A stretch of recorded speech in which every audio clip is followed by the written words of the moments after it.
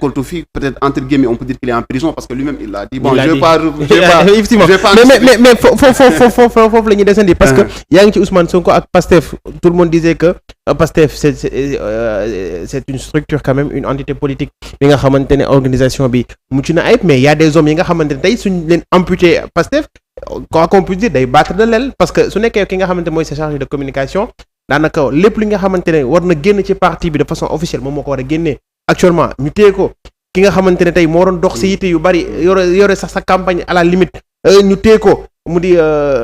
Fadilou Keita ñu ne la ki nga xam ne moo nekkoon secrétaire général ñu téye ko sa numéro 2 ki nga xamante ne moom sa numéro 2 la ñëpp xam nañ ne mooy sa numéro 2 tey mooy administrer parti bi ñu téye ko Ousmane Sonko n'est-il pas livré à une bataille perdue d'avance? On peut le dire que dina jafe dëgg yàlla dina jafe Ousmane Sonko génn ci mbir mi mais bu ci génnee il devient président. loolu moom mooy risque bi su ci génnee il devient président c'est que instant bii nii voilà quoi les choses sont tellement compliquées que yàlla su ko mayee Ousmane Sonko je ne sais par quelle stratégie génn ci lii il va devenir président léegi nag génn ci lii moo jafe tey aujourd'hui man dama bëgg ñu xool ko bon moi j'aime le foot je me dis ñu xool tey équipe nationale du Sénégal. On a quand même une équipe boo xamante ni base am mooy on a un bon gardien de but. On a un bon défenseur central en la personne de Kalidou Koulibaly. On a des milieux de terrain entre autres yoo xamante ni mën nañu xeex am nañu des attaquants qui peuvent faire la différence am nañu Sadio Mané. Donc tey le Pastef symbolisé de cette manière-là aujourd'hui Pastef ñëpp ñi ko doon jàppale par exemple ils n'ont plus cette bonne défense qu'ils avaient avant parce que ñi nga xamante ne ñoo doon wër Ousmane Sonko di ko paare yi nga xam ne ni Ousmane Sonko lu mu war a wax sax peut-être mu xam peut-être su ko waxee yenn wax yi dina jafe mën na ko jaarale si ñooñu wax ko wala ñooñu aussi sont capables de prendre sur eux certaines attaques bi nga xamante ne dinañu riposter mooy préserver Ousmane Sonko mais waaw moo koy préserver ba du dugg si yenn wax yi nga xamante ni peut-être c'est des querelles de borne fontaine yoo xamante ni moom mën na ko éviter mais malheureusement donc l'équipe est décimée c'est vrai il y a des outsiders il y a des remplaçants sur le banc qu'on ne connaît pas forcément yi nga xamante ni peut-être ils sont capables de exemple Abdoulaye Ly exemple c'est ça Ousseynou ma naan Abdoulaye donc c'est possible mais aussi il y a d'autres femmes aussi quand même qui sont très courageuses gis naa ne bon je dis pas forcément elle est du Pastef Maïmouna Bousso mais on sait quand même nit la koo xamante ni elle a toujours apporté son soutien indéfectible à Ousmane Sonko on a les Khadija Mahécor etc donc aussi il faut pas sous-estimer ces gens-là ces gens peuvent être quand même beneen alternative par rapport ñi nga xamante ni ñoom lañ yaakaaroon ne ñooy mën a combat bi jàpp nañ leen donc mais Ousmane Sonko est condamné à l'exploit ak lu mën di am parce que équipe bi nga am bu ñu ko décimé nii et puis tu as travaillé pendant des années depuis 2012 xaw ma 2014 il travaille avec son équipe il a traversé quand même des moments difficiles pour pouvoir mettre cette équipe-là en place je me dis qu'il a choisi ses meilleurs hommes ses hommes de confiance mu teg leen autour de lui donc ces hommes-là si par la magie du pouvoir judiciaire on parvient à les retirer du jeu donc day metti mais donc c'est ce que j'ai dit il est condamné à l'exploit mais l'exploit n'est pas impossible le peuple sénégalais je pense que am na benn rôle bu am solo boo xamante ni mën na ko jouer ci jeexantalu situation Ousmane Sonko bi donc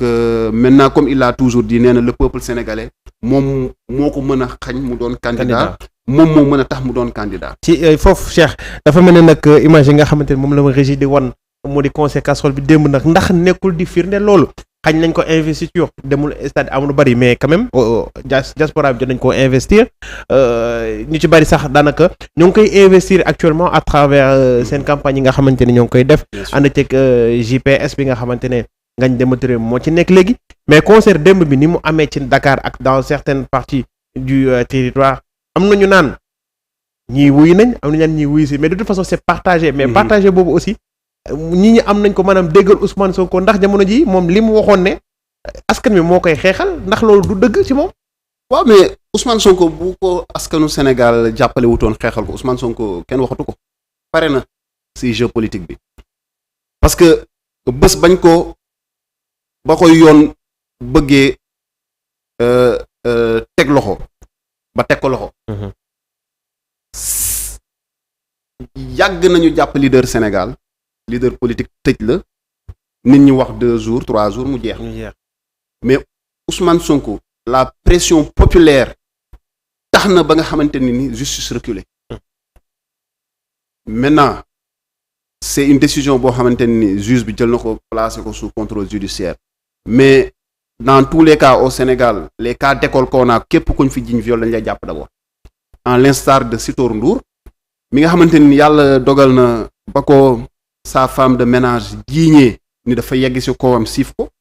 donc génn na dem prison ñu lijjanti ko après yàlla dogal selon les preuves qu'on a présentées donc ñu libéré ko mu dem ñibbi këram mais nee na moom gëm na ni xam na ni dafa tollawut ak Ousmane Sonko dayoo moo tax mu dem prison donc nañu nangu ne Ousmane Sonko am na fu ko peuple bi teg te am na lu mu jaral peuple bi li mu jaral peuple boobu nag moo tax ba léegi Ousmane Sonko ñu condamné la nga toog sa kër wala ñu ne sa kër sax ñu ne ñu condamné la par contumace c'est-à-dire xamuñu foo nekk bañ lay condamné ba pare ñi la condamné ñoo lay garder nee nañu xamuñu foo nekk te ñu ngi lay garder donc nee nañ doo génn donc ça crée Ousmane Sonko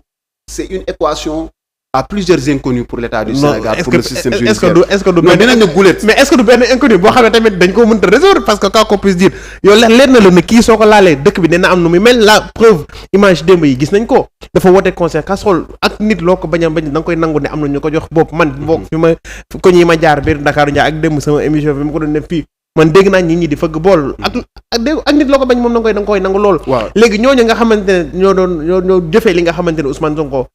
santaane na ko ni ki démb tey soo tegee Ousmane Sonko loxo ñooñu suñu génne mais lan dëkk bi est-ce que du li ñu doon ragal yëpp ci lañ nar a dem maanaam dëkk bi salfaañoo de telle façon que sax élection du mën a am comme na moom ni mu ko waxee woon. waaw li ñuy ñaan yàlla mooy quand même pour rebondir yàlla na élection am Sénégal 2024 te bu amee yàlla na ñëpp bokk mooy sunu avantage ñun ñëpp. mais pour revenir un peu sur interdiction investiture bi nga xamante dañ ko bëggoon defal Ousmane Sonko déjà y a une cacophonie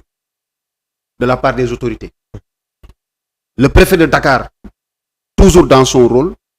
il a interdit, n'est-ce pas, la tenue de cette investiture-là. Donc, je me demande quand est-ce que... Non, on a dit que c'était le gouverneur. Oui, le gouverneur, le gouverneur, je ne pense pas qu'il soit habilité à interdire ou à ne pas interdire. moom moo ne manifestation du dul am dans l'étendue du territoire. Dakar la wax région de Dakar parce que xam nañ ne préfet de Dakar moom amul autorité trouble à l'ordre public. J'ai lu le communiqué du gouverneur Alassane Sall. mais communiqué la boo xamante ni man bi ma ko liiree dama ne mais attends ça m'a fait frissonner un peu je me suis dit mais est-ce que le gouverneur il s'est pas trompé de rôle. parce que yow yaa ngi wax di fàttali. ay waxu Ousmane Sonko. waaw nee na Ousmane Sonko moo ne. kaw pays bii nii su bokk ci élection. day am kaw ne Ousmane Sonko moo woote woon ne. juin na gaa yi génn.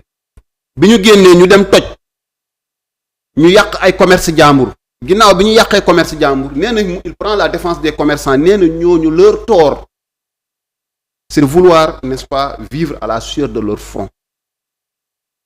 Donc, le gouverneur, il se met dans une posture, c'est une posture politicienne.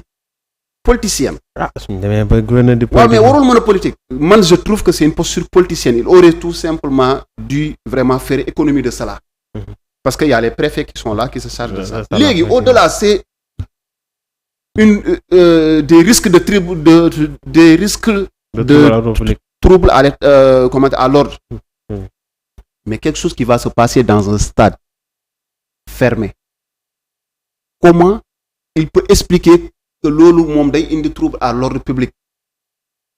Il est capable de mobiliser que Ousmane Sonko à travers cette investiture-là à laquelle il va pas il n'est pas autorisé. Même d'y aller, il n'est pas autorisé à y aller. Comment il peut à travers cette investiture-là au niveau d'un stade ànd ak xale yi fa nekk parce que nee nañ bu ñu mobiliser un certain nombre ils peuvent aller au palais etc mettre à exécution le chaos et les menaces dont il parle man gëwuma loolu léegi Cheikh dagguma la mais aussi ñi nga xam ne ñoo ngi seetaan mën nañ participer joxe seen xalaat par rapport ak waxtaan bi na ngeen def 77 810 90 90